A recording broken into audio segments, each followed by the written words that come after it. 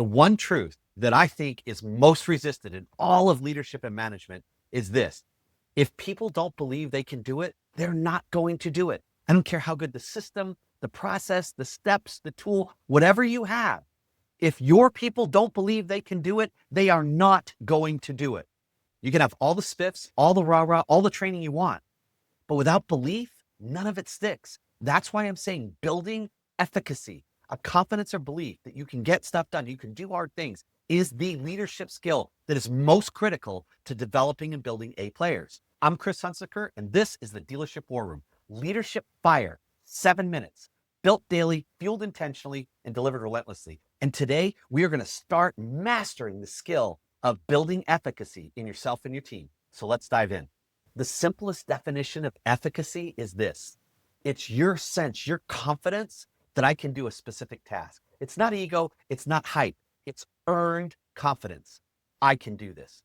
When efficacy is strong, people attack hard tasks. They persist through setbacks, and they embrace or seek accountability. On the other hand, when efficacy is weak, people avoid challenges. They fixate on failures, and they convince themselves any more effort is pointless. It's not going to matter. It's never going to work anyway. So now let's start applying what we know about efficacy to the DNA of an A player. And clarity plus efficacy equals success. Clarity defines, here's what I need to do, but efficacy says, I can do it. Competency is built on efficacy. People will only sharpen their skills. They'll only get in the gym and practice and train if they believe their skill set can grow, if they know they can get better. And that leads right into commitment, because commitment, every form, is fueled, enhanced, it's amplified by efficacy, because people will only commit to something, especially full, wholehearted commitment, if they absolutely believe in their heart that they can get it done. And finally, character is reinforced, grounded, rooted, it's expanded by efficacy. Grit only lasts if you know in your heart you can weather the storm. So now, put all that together. Efficacy is the strand of psychological capital that unlocks competency in the DNA of an A player. And your ability to expand and enlighten that is exactly what leadership is all about. The brilliant researcher Albert Bandura laid out 4 sources of efficacy, and here's specifically how you can use them as a leader.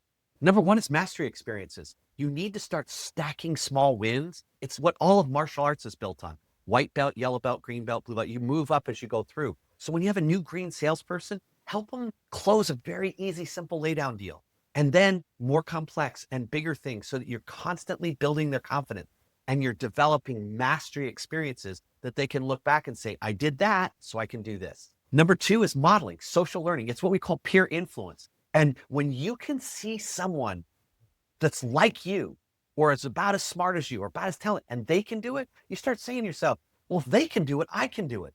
I can make that happen. And so you want to start pairing up your people, getting your people around others who are just close enough to them that they can see themselves in the more successful person. That's the essence of this modeling that I'm asking you to take a look at. Number 3, Bandura called social persuasion. I call it the voice in your head. And when you catch people doing stuff right, not false praise, not hype, but specific, clear feedback on what they did right, how it went well, and you start calling that out, like, man, the way you handled that objection, that was awesome. That was perfect. What happens is you start to become the voice in their head. And number 4 is managing emotional state. You guys all know this. When you're stressed, hungry, angry, lonely, tired, fatigued, your efficacy goes out the window. Even if you know how to do it, you're not able to get yourself to do it. A calm state creates execution. A chaotic state destroys belief. Leaders who manage emotional tone create room for the efficacy to grow. Now, put this together, and that is how you build efficacy. Not in theory, but in lived daily reps. No hype, no fluff, no moving around, but daily, everyday focus. Day in and day out, rep in and rep out, but living the experience and building line by line, day by day, state by state, the efficacy of your people. Now, let me share with you one of those deadly leadership beliefs that I encounter anywhere I go. It's that managers believe that confidence and efficacy is solved with volume. Louder talks, bigger spit, stronger speeches. And all you got to do is like turn it up, and somehow magically you get loud enough, you get intense enough, and you're going to flip the switch. But listen to me. Yelling louder at someone who's already doubting themselves, it does not create more confidence. It creates more fear. And fear doesn't lead to growth. It leads to avoidance. And please hear me, pressure without efficacy does not drive people forward. It drives them underground.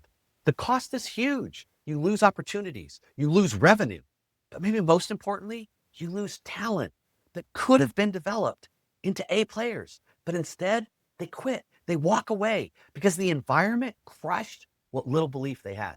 And here's the truth. You can't shout someone into efficacy. You can only build it by engineering wins, small reps that prove to them, I can do this. And by letting them see peers succeed. So as they watch them, they start saying to themselves, if they can do it, so can I. It's using your words, not as hype, but as surgical encouragement. And it's creating an emotional climate on your store, on your floor, in the entire dealership, so that when pressure comes, it sharpens instead of shatters. That's efficacy. Now let's make a shift to elite leadership. So many average managers see efficacy and efficacy problems as just an attitude problem. It's not. It's a skill gap. And your job as an elite leader is to build that skill gap, to close that gap so that you build A players. So now let's move from insight to action. And all I want you to do is take the conversations going on in your head anyway and ask yourself, on my team, where does my team doubt? Do they doubt their ability to close, set up in F&I, have great customer service? Like, what is the area that you know your team is struggling? Is it meet and greet? Is it print? Is it carrying a pencil? Is it presenting numbers? Is it declined service calls? Like you're having this conversation in your head all the time.